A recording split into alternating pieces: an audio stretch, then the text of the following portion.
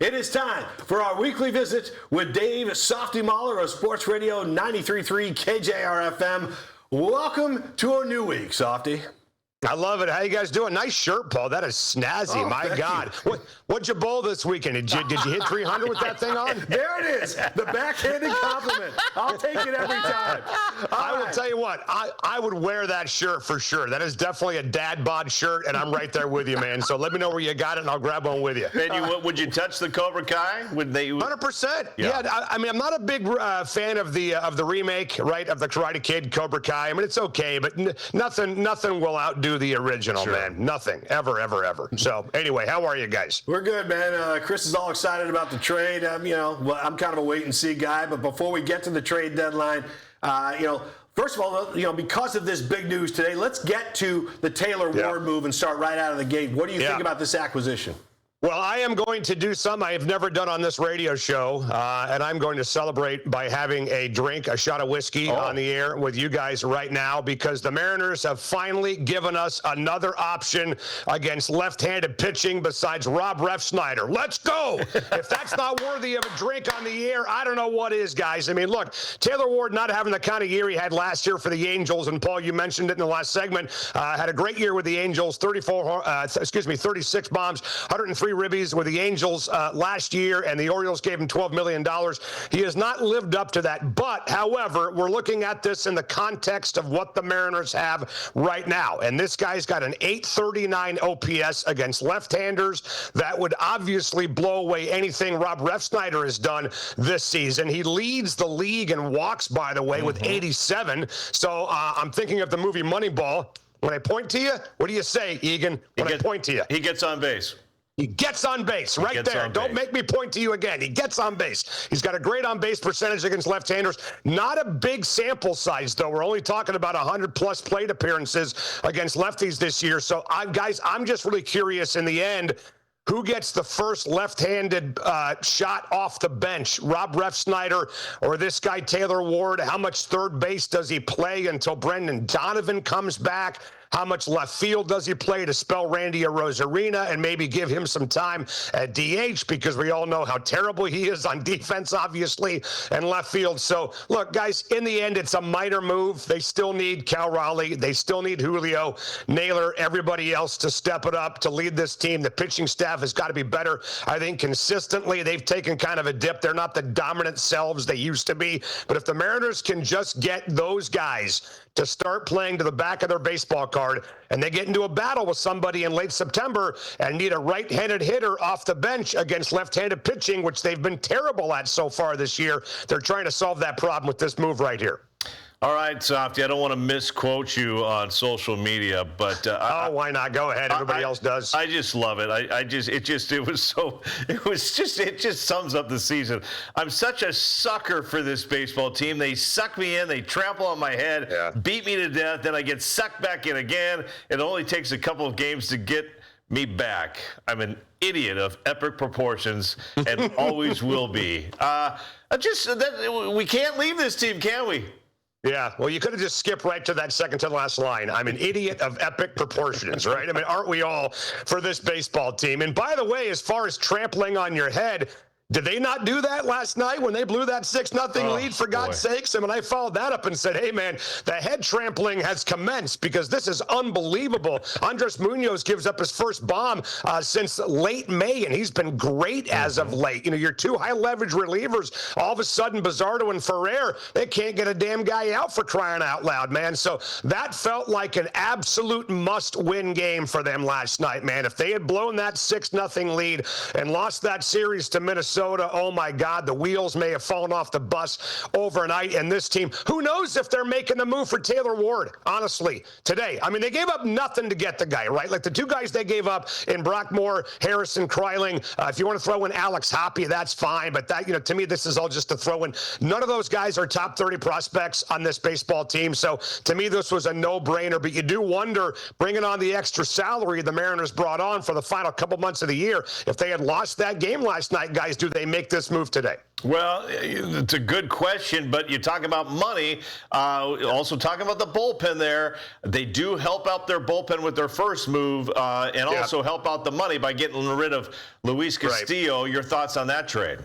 Yeah, I mean, they're going to net about $14 million next year with the Castillo contract off the books. And I don't know if you guys realize this or not, but Dominguez just became the highest paid reliever in team history. He's making $10 million a year. I think Andres Munoz is at $8 million this year. They've never had a guy making double-digit salary in the bullpen before. So, you know, he's not going to be your best reliever, but he's going to be another answer. I think this was a good move because what it does, I was a fan of, as you guys know, putting Luis Castillo in the bullpen and going back to a five-man rotation. Well, they're going back to a five-man rotation. They've got some bullpen help. It's not Castillo, but they do have some bullpen help, and they save some money for next year, and they get a couple of prospects in return. So overall, I think the net was a positive for the M's, but in the end, this move had to happen partially because I am so sick and tired of the piggyback. I'm sick and tired of the six-man rotation. I want them to be a normal baseball team with 5 dominant starters and let them pitch every 5th day. I've been talking about this so much on this show, I'm getting red in the face talking about it here. You guys are probably sick and tired of me talking about it. You know where I've stood on this stupid piggyback 6-man rotation thing from the start, and I'm glad it's over. This is going to go down as just another clown show in the circus that is Mariner baseball, and I'm glad that it's over.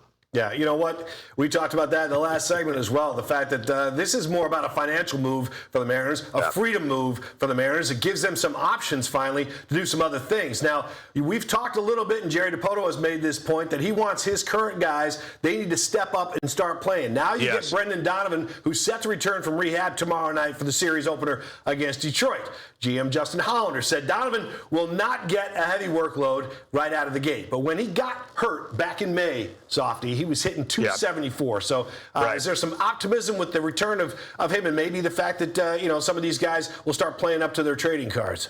Yeah, I mean, I think there's optimism with Donovan just because everybody else has been so terrible, right? I mean, I'd like to sit here and say I'm fired up because they're getting a all-star caliber third baseman back, but that's not what Brandon Donovan has been. I mean, Brandon Donovan's numbers look great because the rest of it looks terrible. So I think we're just talking about little upgrades, guys, here and there, right? The bullpen needs a little bit of an upgrade. The rotation could get an upgrade just by getting guys back into a rhythm. That might be enough to get these guys back to where they want to be. Donovan's going to be an upgrade because everything else has been so awful. Taylor Ward, who's not having a phenomenal year, is going to be an upgrade because Ref Snyder stinks, right? So we're talking about all of this in context. These are all little minor moves that are good to make. They save the team some money. Hopefully they can spend that either next year over the offseason or maybe get somebody else before 3 o'clock this afternoon. But it's not going to matter, Paul, as you said, if the big guns don't start doing their job. All right, speaking of big guns, I was down in Los Angeles over the weekend shopping with the wife on Saturday. All of a sudden, this kid wearing a Dodgers cap turns to his dad and says, "Dad, we're getting Skubal." The rich getting richer, Softy. Your thoughts on this move, Tarek Skubal to the Dodgers? Good for them. I'm envious. I wish we had an ownership group like that in Seattle that did the exact same thing. I mean, look, guys, the deal that the Dodgers gave up, the prospects they gave up, they did not give up their number 1, their number 2, their number 3, or their number 4 prospects. So if the Mariners wanted to get involved in the Tarek Skubal trade, they probably could have. Any other team in baseball in contention that felt like giving up their number 1 or number 2 prospect probably could have gotten involved. Now, maybe they felt squeamish about it because it's a rental. Maybe they don't feel like Tarek Skubal necessarily puts them over the top. You can never have enough pitching, man. You think about this Dodger rotation now in the postseason with or without Ohtani. Unbelievable how good these guys can be in the postseason. Somebody gets hurt, they got not one but a couple of answers for depth as well to save the day. So I get a little bit irritated when I hear a lot of fans going out there just slamming the Dodgers for having an unfair advantage.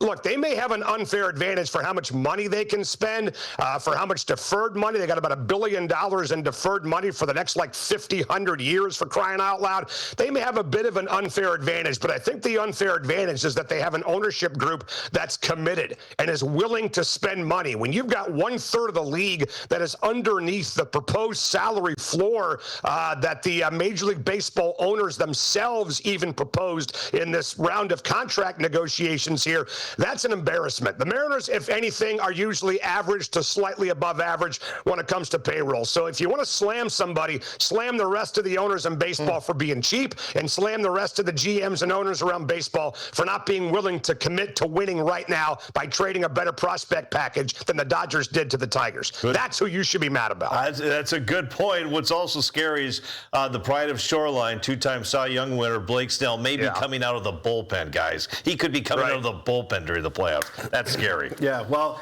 when you look at the way these Dodgers move, it's another team that just pushes all their chips to the center of the table. A couple of years ago, you might remember, they went to Detroit. They got Jack Flaherty for the stretch run. Jack goes out there for a few months, pitches through the playoffs in the World Series, walks away with a World Series championship, and then the Dodgers don't have any use for him. So at this point, there's no telling where Skubal's going to wind up next year because he's an unrestricted free agent. Dodgers may be doing the same thing here a couple of years later with Detroit. Taking one, and of course, Skubal's a much better pitcher than Flaherty, but taking one of their guys, use him for a couple months, win another World Series. Can they afford to keep Skubal when he's represented by Scott Boras? And you're looking at an 8-year, $350 million contract? I just don't know if they're even going to be willing to write that check. My point is, they're willing to grab a guy, top pitcher in the league, to pitch for them for a couple months, get them to another World Series title, and that's commitment. I love it. I love it. I mean, how many teams in baseball have a chance to win 3 in a row, right? And the Dodgers have that chance. So they should do everything they can to commit to it. And guys, don't forget last year against the Blue Jays, as painful as that series was for us to watch because it meant that we were not in it, obviously. The difference in the end wasn't Freddie Freeman. It wasn't Shohei Ohtani. It wasn't Muncy. It was Miguel Rojas. Remember with that home run to left field at the Rogers Center that tied the game at 4, man. So they got a great farm system. Do they spend a boatload of money? Absolutely. Are they committed to winning? Absolutely. I can't say the same about every other team in baseball. What's interesting, they just got swept by the Red Sox, another team that's coming out of nowhere. So it's going to be a fun ride. Yeah, I mean, the Red Sox and the Mariners both caught the Dodgers in a good week, actually, because the Dodgers are a little beat up. They're starting to get some guys back, but they are hurting, and they're kind of shuffling their lineup down there as well. But let's face it, when it comes to the fall, they're going to have all their ducks in a row, and they're going to have a lot of firepower. So it'll be interesting to watch.